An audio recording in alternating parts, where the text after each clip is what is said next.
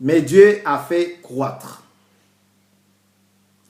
En sorte que ce n'est pas celui qui plante et qui est quelque chose, ni celui qui arrose, mais Dieu qui fait croître. Celui qui plante et celui qui arrose sont égaux. Et chacun recevra sa propre récompense selon son propre travail. Je vais lire quand même le verset 9 pour que nous puissions bien comprendre. Car nous sommes ouvriers avec Dieu. Vous êtes les champs de Dieu, l'édifice de Dieu. Alléluia. Ici, Paul a rencontré des problèmes très très sérieux avec les frères corinthiens. Dans la maison de Dieu, il ne manque pas de problème. Il y en a toujours. Parce qu'il y a des humains, des frères et sœurs qui y travaillent, qui y viennent. Alors, le problème ne manque pas. Même aujourd'hui, tu entendras toujours quelqu'un te dire « Ah non, si ce pasteur-là prêche, je ne sens pas, je ne suis pas vraiment... » Non. Mais si c'est celui-là, tu vois là-bas au fond, lui là, c'est des choses que nous entendons. Si c'est celui-là qui prêche, oh, tu vas sentir la chair des poules. Tu vas comprendre que non, il a l'art, la rhétorique, la façon de scander les mots, la façon d'apporter, de développer, d'analyser. Tu comprends, il a un truc de Dieu. Mais l'autre là, il force les verrous. On a toujours entendu ça. Et Paul, à son époque, il a aussi entendu ça. C'est ainsi qu'il va écrire aux frères de Corinthe. Qu'est-ce qu'il leur dit? Il dit, j'ai planté. N'oubliez pas notre thème, planter. On peut planter un esprit, une mentalité, une idée. On peut planter de la graine. On peut planter n'importe quelle semence.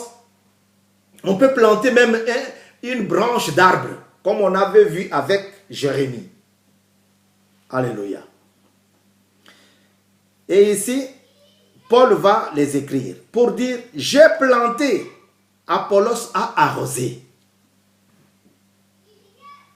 Mais Dieu a fait croître. En sorte que ce n'est pas celui qui plante qui est élevé, mais celui qui fait croître. Toi, tu peux amener quelqu'un à l'église. Quand bien même aujourd'hui, on constate que les bergers, les pasteurs sont en train de mettre que de leurs proches dans des postes clés. Ma femme, mon mari, mes enfants. Les autres là, on les écarte. Si on te voit venir avec beaucoup de chaleur divine, on dit non, non, non, non, non, non, non, il va nous prendre des gens ici.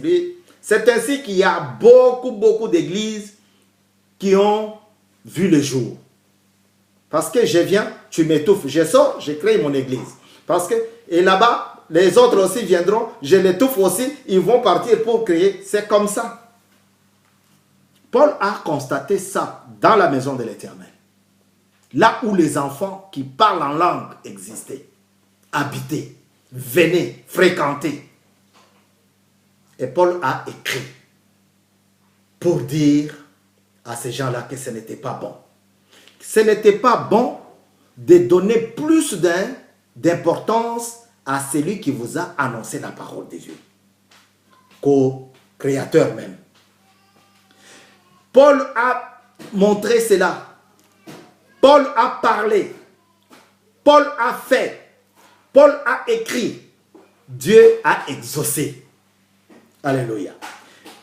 Planter, c'est notre sujet, c'est notre thème. Mais pourquoi je dois chercher à prendre la place de Dieu? Pourquoi dois-je prendre la place de Dieu alors que Dieu est élevé, doit être adoré à n'importe quel moment, à n'importe quelle minute, n'importe quelle condition? Dieu est élevé. Alléluia. Dieu doit être élevé. Paul insiste. Il dit,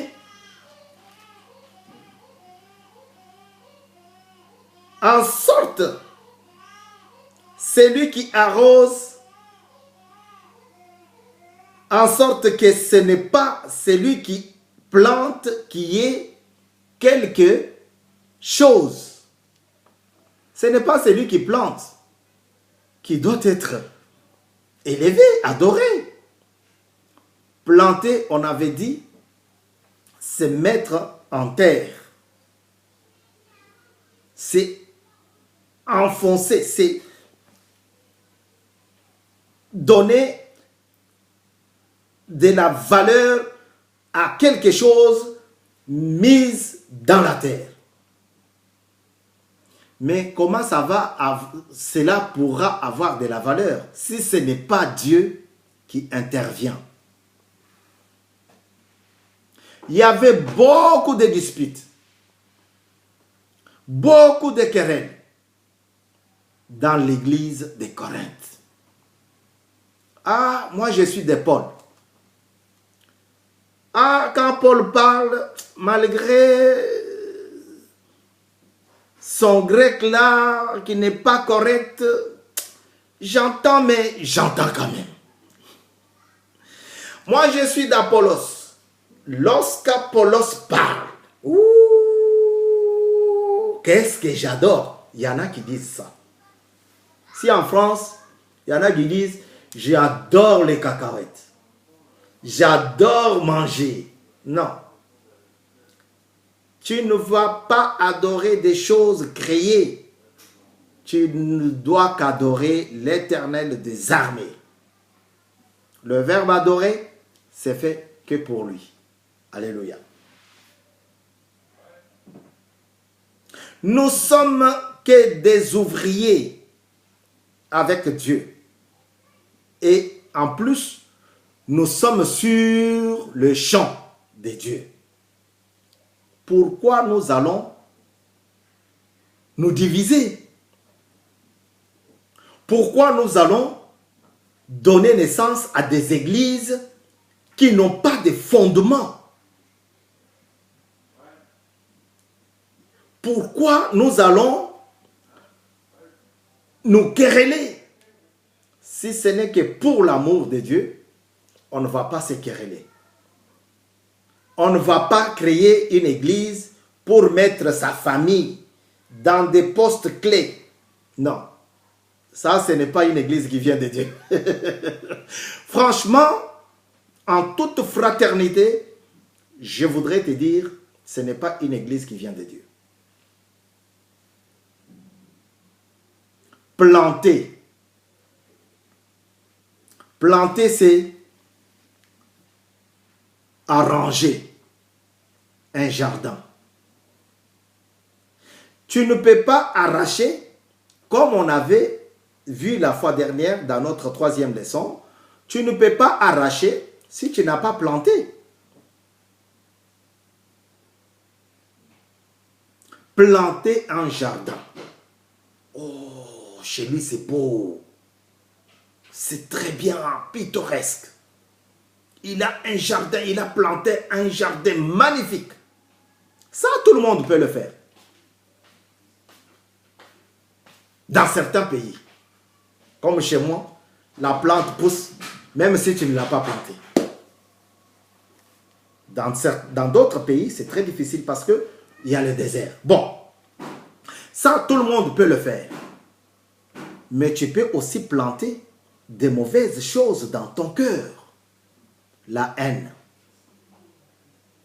La haine fait partie des choses mauvaises que tu ne dois pas planter dans ton cœur en tant que fils, enfant, fille de Dieu.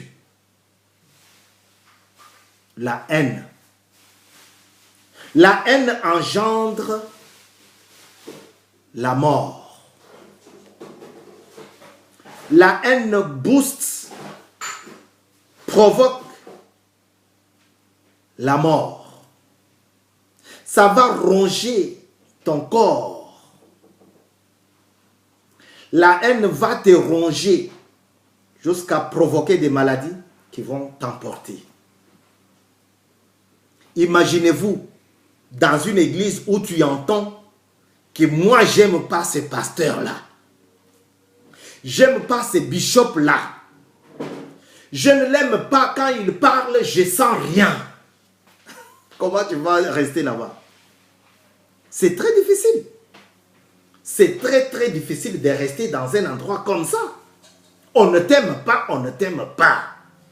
Alléluia. C'est très difficile. Comment pourrais-tu rester dans un endroit où toi tu prêches tous les jours, tout le monde, tu te casses en morceaux, en 1000 morceaux, et on te dit, malgré tout ce que tu dis, ça ne rentre toujours pas. Mais Dieu est celui qui arrose, est celui qui fait croître. Toi, tu n'y es pour rien. Alléluia. L'Éternel des armées est notre bannière. Le Dieu qui a choisi son berger. La Bible dit dans Jérémie, « Je vous donnerai le berger selon mon cœur, ils vous paîtront avec intelligence et sagesse. » Bien-aimé, pourquoi tu veux fuir? Parce qu'on a dit ça? Non, reste. Si ça vient de Dieu, tu vas rester. Mais si c'est pour placer tes enfants, ton épouse, tes frères, dans des postes, sur des postes clés, comme ça tu vas soutirer de l'argent, tu vas donner des fausses prophéties, tu vas donner, là tu peux rester, mais ce n'est pas pour longtemps. Ça, ce n'est pas Dieu. Mais là où Dieu donne ses oracles, là où Dieu fait des miracles, là où Dieu bénit ses enfants, même si c'est dur, comme ça a été le cas avec Jonas, Dieu va changer les circonstances. Il devrait aller là-bas en bateau, mais Dieu l'a amené en poisson pour faire voir que Dieu est toujours souverain. L'Éternel des armées célestes, le Dieu qui bénit ses enfants pendant qu'ils sont endormis. Mukulu TV, c'est votre chaîne de télévision. Faites votre abonnement. Faites votre abonnement. Comme ça, ensemble, nous serons nombreux à bénir, à élever, à dire merci à Dieu pour ses bienfaits dans nos vies, dans notre église. Dieu n'aime pas la division. Quand bien même il peut soustraire quelques personnes dans ta vie pour que tu restes tranquille. Alléluia. À un moment donné, Jacob a fui son frère. C'était pour chercher la paix. Il voulait rester tranquille. Des connivences avec sa maman, il est parti. Mais après un moment, la Bible montre que Jacob est retourné vers son frère. Il s'est incliné plusieurs fois. Alléluia. Dieu est bon. Il est bon dans tout ce qu'il fait. Il veut te voir lui donner l'importance, toute l'importance, parce que c'est lui qui fait croître. C'est lui qui annonce, c'est lui qui arrose, c'est lui qui plante. Ce ne sont que deux personnes comme toi et moi. On doit les respecter, mais on ne doit pas les vénérer, on ne doit pas les adorer. L'adoration, c'est pour celui qui siège dans le lieu très élevé. Les dieux incréés. Je dis et je vous remercie. Au nom de Jésus.